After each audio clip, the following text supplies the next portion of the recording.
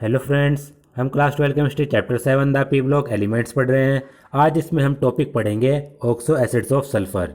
Oxo acid वह acid होते हैं जिनमें ऑक्सीजन प्रेजेंट होता है और ऑक्सो एसिड की कैरेक्टरिस्टिक होती है कि इसमें जो सेंट्रल मेटल एटम होगा, यहाँ पर हम सल्फर के ऑक्सो एसिड पढ़ रहे हैं, तो या इसमें क्या होगा, सल्फर से कम एक डबली बॉन्डेड ऑक्सीजन तो ज़रूर जुड़ा हुआ होगा, ये कहलाता है ऑक्सो ग्रुप। और यहाँ पर कम से कम सल्फर से एक OH ग्रुप भी जुड़ा हुआ होगा।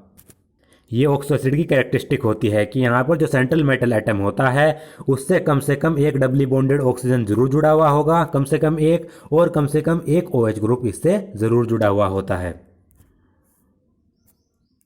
Sulphur forms a number of oxo acid such as H2SO3, H2S2O3, H2S2O4, H2S2O5, H2SXO6। यहाँ पर जो X है वो 2 से 5 तक हो सकते हैं यहाँ पर, यानी यहाँ पर सल्फर के एटम 2 से 5 तक हो सकते हैं, जैसे कि H2S2O6 हो गया, H2S3O6 हो गया, H2S4O6 हो गया, इस तरीके से H2SO4, H2S2O7, H2SO5, H2S2O8, ये सल्फर के यहाँ पर ऑक्सो एसिड बताए गए हैं। Some of these acid are unstable and can not be isolated. इनमें से कुछ जो सल्फर के ऑक्सो एसिड हैं वो अनस्टेबल होते हैं, उनको आइसोलेट नहीं किया जा सकता। They are known in aqueous solution और in the form of their salt. तो ऐसे एसिड जो अनस्टेबल हैं, या तो वो अपने एक्वस सॉल्यूशन में रहते हैं, उनको एक्वस सॉल्यूशन से आइसोलेट नहीं किया जा सकता, या फिर वो अपने सोल्ट की फॉर्म में मौजूद होते हैं, सोल्ट की फॉर्म में प्रेजेंट होते हैं। Structure of some important oxo acid are shown in figure 7.6। तो कुछ इंपॉर्टेंट ऑक्सो एसिड है सल्फर के, उनकी जो स्ट्रक्चर है वो यहाँ पर फिगर 7.6 में दी गई है। तो ये जो यहाँ पर 4 ऑक्सो एसिड NCERT में दिए गए हैं, ये आपको इनके नाम याद रखने हैं और इनकी स्ट्रक्चर भी याद रखनी है। तो सबसे पहले हमारे पास H2SO3, यानी इसको हम कहते हैं सल्फ्यूरस एसिड। इसकी स्ट्रक्चर कुछ इस तरीके से है। आपको पता है ऑक्सो एसिड में सल्फर से एक डबली बॉन्डेड ऑक्सीजन जरूर जुड़ा हुआ होगा, एक कम से कम एक OH ग्रुप जुड़ा हुआ होगा। यहाँ पर जो OH ग्रुप हैं वो 2 जुड़े हुए हैं और यहाँ पर सल्फर के पास एक लोन पेयर भी है। अब ये स्ट्रक्चर कैसे बनी वो मैं आपको बनाकर दिखा देता हूँ। तो यहाँ पर देखिए, हमें बनानी है सल्फ्यूरस एसिड की स्ट्रक्चर, यानी H2SO3 की स्ट्रक्चर। तो यहाँ पर एक तो सल्फर होगा सेंट्रल मेटल एटम, और सल्फर से आपको पता है ऑक्सो एसिड में एक डबली बॉन्डेड ऑक्सीजन जरूर जुड़ा हुआ होता है और एक OH ग्रुप जरूर जुड़ा हुआ होता है। तो हो गया, यहाँ पर हमारे पास ऑक्सीजन 3 थे, 3 में से 2 यूज़ हो गए, बचा एक ऑक्सीजन। तो एक ऑक्सीजन हम यहाँ पर जोड़ देते हैं, जोड़ दिए हमने, तीनों के तीनों ऑक्सीजन हमारे यूज़ हो गए। अब बचा यहाँ पर 2 हाइड्रोजन थे, एक हाइड्रोजन यहाँ पर यूज़ हो गया, तो एक हाइड्रोजन हम लगा देते हैं इसके साथ OH। तो यहाँ पर आप देखिए सल्फ्यूरस एसिड में यहाँ पर 2 OH ग्रुप सल्फर से जुड़े हुए हैं और एक डबली बॉन्डेड ऑक्सीजन जुड़ा हुआ है। और सल्फर के पास, सल्फर का आपको पता है 16 एटॉमिक नंबर होता है। तो 1s2, 2s2, 2p6, 3s2, 3p4। Sulphur के पास जो वैलेंस इलेक्ट्रॉन होते हैं वो 6 वैलेंस इलेक्ट्रॉन होते हैं। सल्फर ने 6 वैलेंस इलेक्ट्रॉन में से 4 तो बॉन्ड बनाने के लिए यूज़ कर दिया। एक वैलेंस इलेक्ट्रॉन यहाँ पर यूज़ किया, एक यहाँ पर किया, एक इसमें और एक इसमें यूज़ किया। तो 4 इलेक्ट्रॉन यूज़ हो गए, बचे कितने, 2 इलेक्ट्रॉन। 2 इलेक्ट्रॉन उस पर यहाँ पर मौजूद होंगे लोन पेयर के रूप में। तो इस तरीके से ये इसकी स्ट्रक्चर बनती है। बात करते हैं H2SO3 में, यहाँ पर हम सल्फर के ऑक्सीडेशन स्टेट की। तो यहाँ पर इसको भी मैं इधर H लिख देता हूँ, इधर मैं ऑक्सीजन लिख देता हूँ यहाँ पर।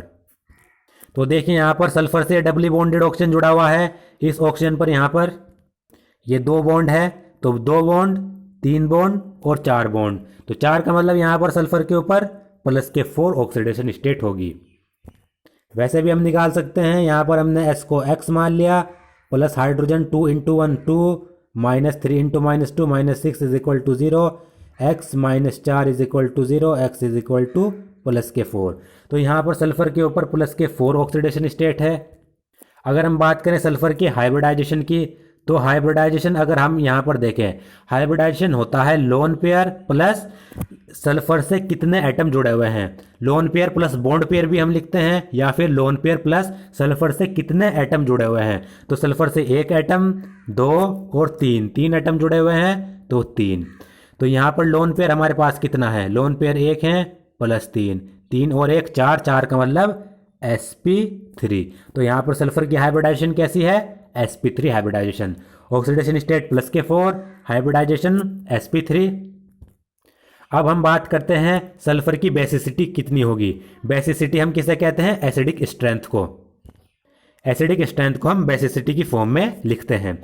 तो आपको पता है बेसिसिटी को डिनोट करने के लिए हम क्या देखते हैं कि सल्फर से कितने OH ग्रुप जुड़े हुए हैं, क्योंकि आपको पता है जो OH ग्रुप होते हैं वही H पॉजिटिव आयन डोनेट करते हैं। तो ये जो H2SO3 है वो कितने H पॉजिटिव आयन दे सकता है, यही कहलाती है उसकी एसिडिक स्ट्रेंथ, या फिर दूसरे शब्दों में कहें यही कहलाती है उसकी बेसिसिटी या फिर एन फैक्टर। ये तीनों एक ही चीज़ हैं, एसिडिक स्ट्रेंथ, बेसिसिटी और एन फैक्टर तीनों एक ही चीज़ हैं। तो सल्फर से डायरेक्टली यहाँ पर दो OH ग्रुप जुड़े हुए हैं। 2 OH ग्रुप का मतलब है कि ये 2 H पॉजिटिव आयन दे सकते हैं। 2 H पॉजिटिव आयन देने का मतलब है इसकी एसिडिक स्ट्रेंथ 2 होगी, या फिर इसकी बेसिसिटी भी 2 होगी, इसका एन फैक्टर भी 2 होगा। तो ये आपको कुछ चीज़ें याद रखनी हैं। अब इसके हमने पढ़े, अब पढ़ते हैं हम H2SO4 यानी सल्फ्यूरिक एसिड। इसकी स्ट्रक्चर हम नीचे ही बना के मैं आपको दिखा देता हूं। हमारे पास है सल्फ्यूरिक एसिड यानी H2SO4। तो यहाँ पर सल्फर से क्या होगा, एक डबली बॉन्डेड ऑक्सीजन तो जरूर जुड़ा हुआ होगा, ये जुड़ा यहाँ पर। ऑक्सीजन इसमें 4 हैं, तो एक ऑक्सीजन यहाँ पर जोड़ देता हूँ, एक ऑक्सीजन इधर, एक ऑक्सीजन इधर, जुड़ गया। अब हमारे पास चारों के चारों ऑक्सीजन जुड़ गए सल्फर से। अब हमारे पास हाइड्रोजन है H2SO4 में 2 हाइड्रोजन, तो एक हाइड्रोजन इस ऑक्सीजन से जोड़ दिया, एक हाइड्रोजन इस ऑक्सीजन से जोड़ दिया। लेकिन हमें पता है सल्फर के पास वैलेंस इलेक्ट्रॉन होते हैं 6 में से उसने सिर्फ 5 वैलेंस इलेक्ट्रॉन यूज़ किए हैं, यानी यहाँ पर क्या होगा, सल्फर से ये डबली बॉन्डेड ऑक्सीजन जुड़ा हुआ होगा, तभी तो इस ऑक्सीजन का ऑक्टेट पूरा होगा। तो ये हो गई H2SO4 की हमारी स्ट्रक्चर।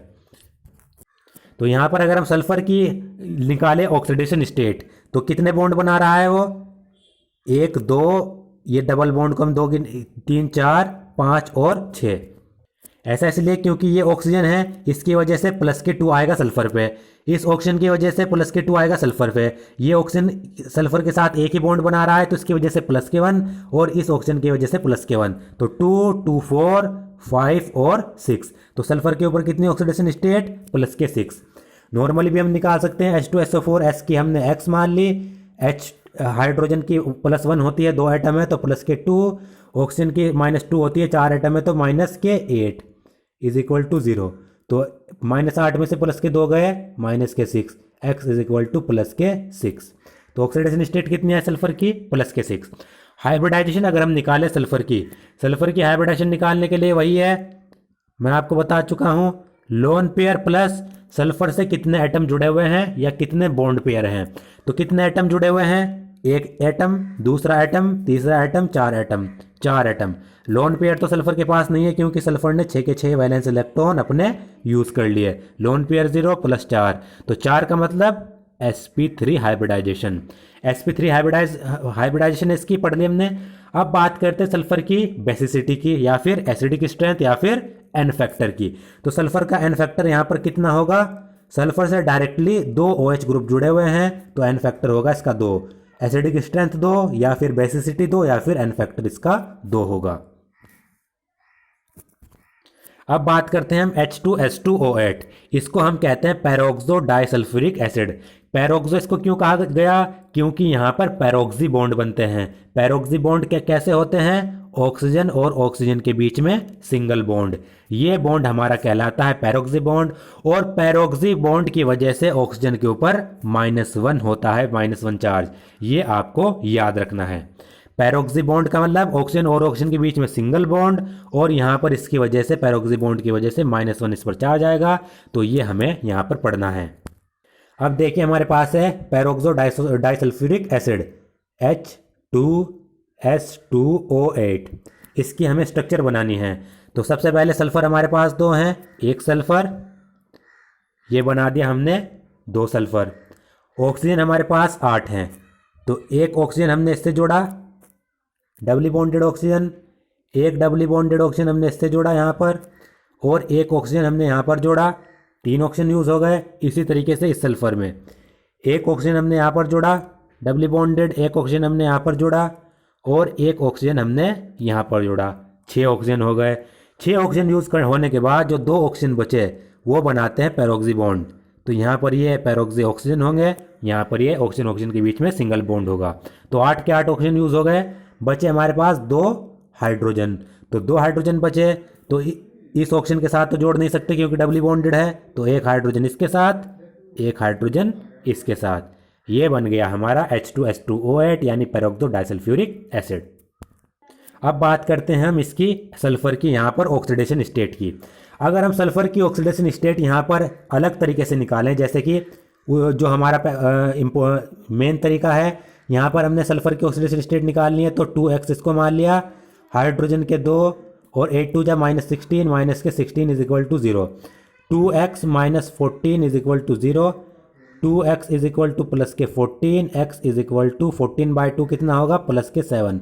तो सल्फर की ऑक्सीडेशन स्टेट प्लस के 7 आ रही है, लेकिन प्लस के 7 यहाँ पर नहीं होती, ये आपको याद रखनी है।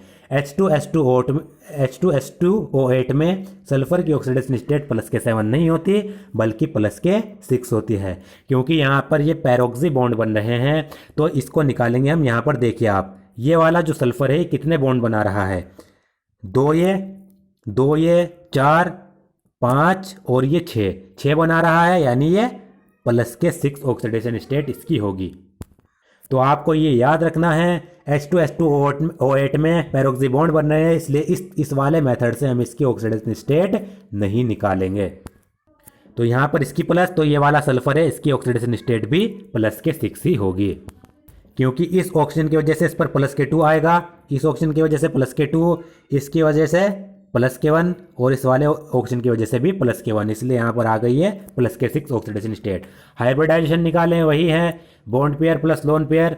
यहाँ पर बॉन्ड कितने हैं, डबली बॉन्डेड को एक डबल बॉन्ड, दूसरा डबल बॉन्ड, एक सिंगल बॉन्ड और एक सिंगल, 2 सिंगल बॉन्ड। तो ये हो गए हमारे पास 2 और 1 3 और 4 बॉन्ड पेयर है, या फिर कहें 4 एटम उससे जुड़े हुए हैं और कोई लोन पेयर नहीं है। 4 का मतलब sp3 हाइब्रिडाइजेशन।